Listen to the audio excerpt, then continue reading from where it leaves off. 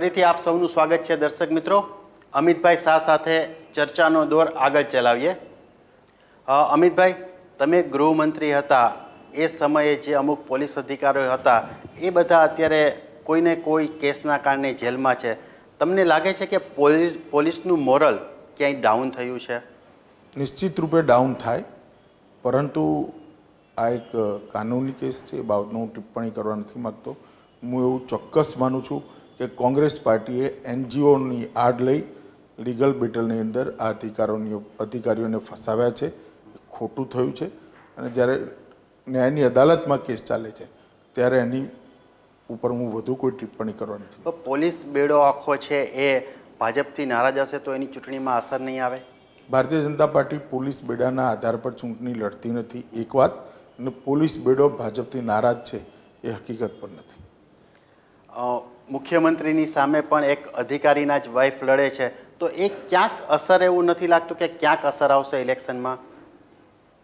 અત્યાર સુધી જે લોકો વાતો કરતા હતા કે મુખ્યમંત્રી તાનાશાહીથી ગુજરાત ચલાવે છે, એ વાત ખોટી છે। એનું સૌથી મોટું જો કોઈ ઉદાહરણ હોય તો એ છે કે મુખ્યમંત્રીના તાબાના એક અધિકારીની પત્ની એમની સામે ચૂંટણી લડી રહી છે અને બિલકુલ સ્વસ્થતાથી ડેમોક્રેટિક પ્રોસેસ પ્રમાણે ચૂંટણી લડી રહી છે। એના રસ્તામાં કોઈ અડચણો સરકાર દ્વારા કે મુખ્યમંત્રીશ્રી દ્વારા ઊભી કરવામાં નથી આવી। એટલે ક્યાંય ઓટોક્રેટિક વે નથી એવું તમારું કહેવું છે ભાજપમાં? ઓટોક્રેટિક વે હોય તો આ હિંમત ના થઈ હોત।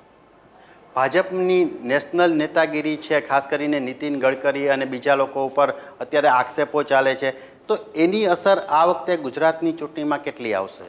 ગડકરીજી પર જે આરોપો થયા છે એમાં ગડકરીજીએ પહેલા જ દિવસે કહ્યું છે કે કેન્દ્ર સરકાર પાસે બધી જ તપાસ એજન્સીઓ છે, આરોપોનો જલ્દીમાં જલ્દી તપાસ કરી લેવી જોઈએ અને જો કોઈ એમાં દોષિત હોય તેની પર કાર્યવાહી કરવી જોઈએ। કેન્દ્ર સરકારે આરોપોની તપાસ ના હજી ચાલુ કરી છે, ના કોઈ કેસ રજીસ્ટર કર્યો છે ને ના કોઈ કાર્યવાહી કરી છે।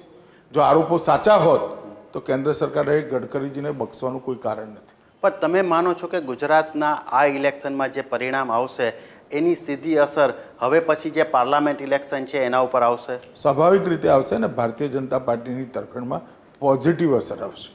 તમે શું માનો છો, નરેન્દ્ર મોદીએ નેશનલના રાજકારણમાં જવું જોઈએ કે નહીં?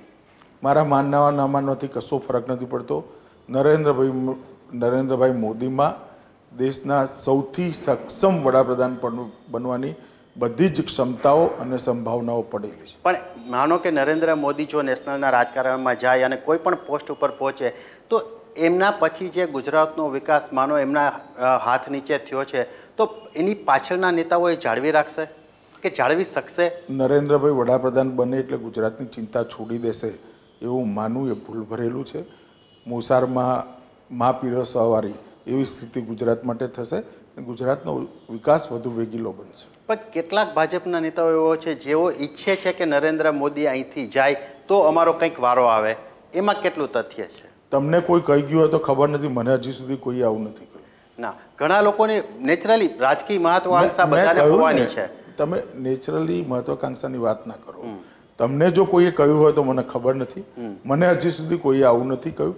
કાલ્પનિક પ્રશ્નનો ઉત્તર આપવાનો સવાલ જ ઉભો નથી। પણ ઘણા લોકો એવા છે જેને અહીંયા મુખ્યમંત્રી થવાની ઈચ્છા છે અને હોય એ સ્વાભાવિક છે। ઓ ભાઈ, મેં તમને કહ્યું કે આપને જો કોઈએ કહ્યું હોય તો આપ નામ સાથે પૂછો, કાલ્પનિક વાતો કરવાનો કોઈ મતલબ નથી।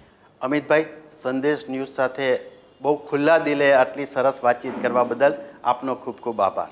ધન્યવાદ। દર્શકો, આપણી સાથે આજે ચર્ચામાં હતા ગુજરાત ભાજપના વરિષ્ઠ અગ્રણી અને ભૂતપૂર્વ ગૃહમંત્રી શ્રી અમિત શાહ।